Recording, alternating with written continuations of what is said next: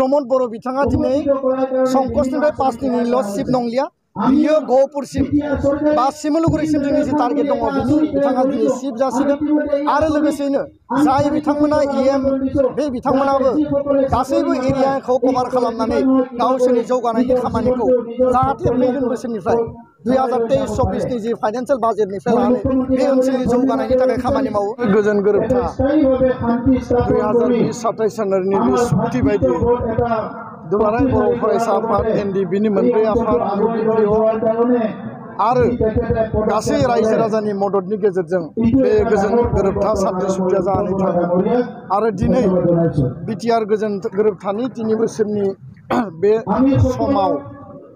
जोङो बयनिबो लुबैनाय बे एकर्डनि जे मोनसे सुप्रिम दफा दङमोन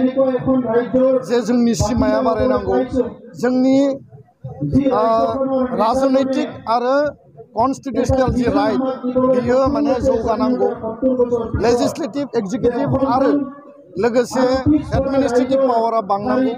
बेखौनो मूल दफा लानानै 3.1 बे एकर्डआव गिबि दफा हिसाबै लिरनाय जादोंमोन आरो बिनि जि एक्सटेंशननि बाथ्रा सनितपुर आरो बिश्वनाथ जिल्लाखौ गहपुरसिम आरो सिमलुगुरिसिम गहपुरजों नांजाबना थानाय बे सिमलुगुरिसिम सोसननांगौनि जि खामानि बेखौ जोङो गोबां खेब आसाम सरकारजों आसामनि मानगोनां गिबि मन्त्रि डक्टर हिमन्त बिश्व शर्मा आरो बिथाङा बिबान होनाय दायित्व होनाय आसामनि केबिनेट मन्त्रि पीयूष हाजरिका बिथांजों लोगोसे BTRनि चिफ प्रमोद बर' जोङो जथायै रायलायनानै दुलाराय बर' फरायसा आफादा दिनै जोंनि 500-600 गामिखौ जेरैबायदि दाबिदोंमोन बे दाबिनायनि गिबि फेज हिसाबै जि गिबि मन्त्रिया 60टा भिलेजनि जि घोषणा होदोंमोन आरो बिनिनो 41 भिलेजखौ 41 खान बर' आरो ट्राइबेल डमिनेटेड बे गामिखौ थिसननायनि खामानिया दाख्लैबावैनि केबिनेट आसाम केबिनेटनि गेजेरजों जानानै थाङो आरो बेखौ नटिफिकेशन होनायनि थाखाय दिनै खामानिया कमप्लिट जाबाय आरो बेखौनो दिनै वेलकाम खालामनानै दुलाराय बर' फरायसा आफाद बिश्वनाथ जिल्ला आरो सनितपुर जिल्ला आरो लोगोसेयैनो गहपुर ओनसोलनि रायजो राजाया दिनै दिल्ली नोगोरै बरायदों आरो बे ग्रान्ड माने welcome ceremony of BTR extension बे बरायनाय हाबाफारियाव आसामनि केबिनेट मन्त्रि पीयूष हाजरिका बिथाङा दिनै बाहागो लादों जाय इसिङारि गासै हाबाफारिखौ मावदोंमोन लोगोसेनो BTRनि सिम मानगोनां प्रमोद बर' आरो BTRनि माखासे दैदेनगिरि बिबानगिरि बिथांमोना दिनै बाहागो लादों मिजिंथिदों नैबे गामिया थिसनखांनायनि लोगो लोगोनो जि मोनसे दिनै कमप्लिट पर्यायाव सफैबाय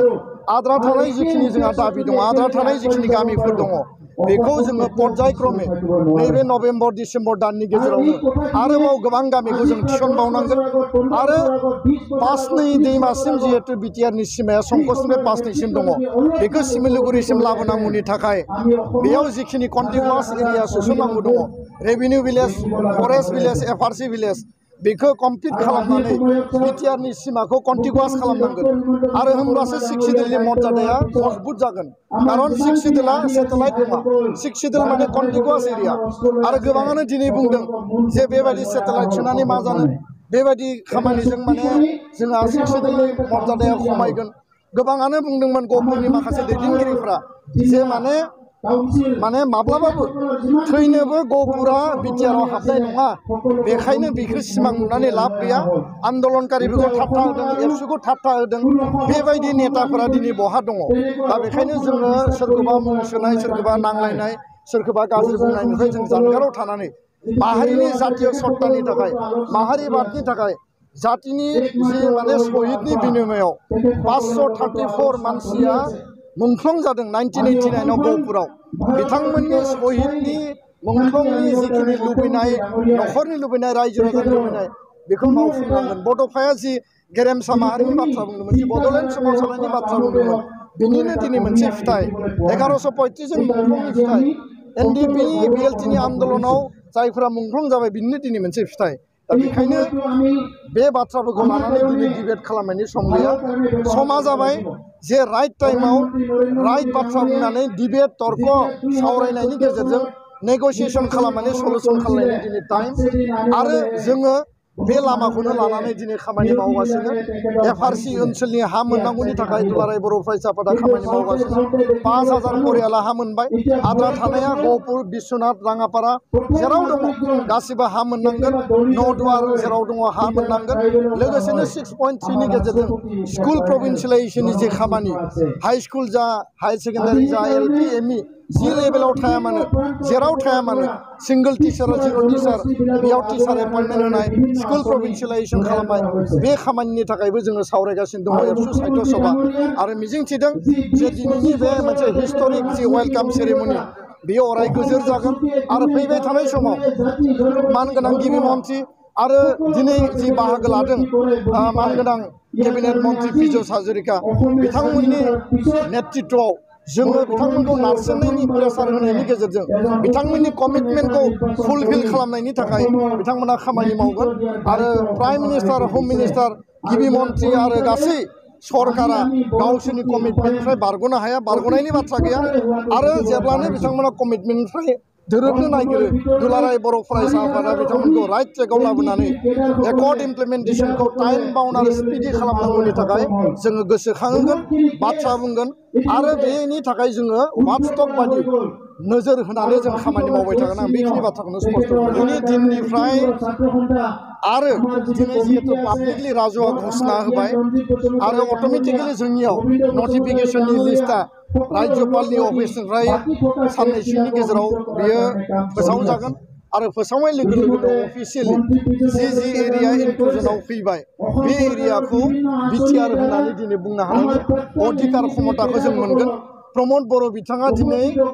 संकसनिफ्राय 5 दिननिल' सिफ नंलिया बियो गहपुरसिम बा सिमलुगुरिसिम जोंनि जि टारगेट दङ बिनि बिथाङा दिनै सिफ जासिगोन आरो लोगोसेनो जाय बिथांमोना इएम बे बिथांमोनाबो गासैबो एरियाखौ कभार खालामनानै गावसोरनि जौगानायनि खामानिखौ जाहाथे फैगोन बोसोरनिफ्राय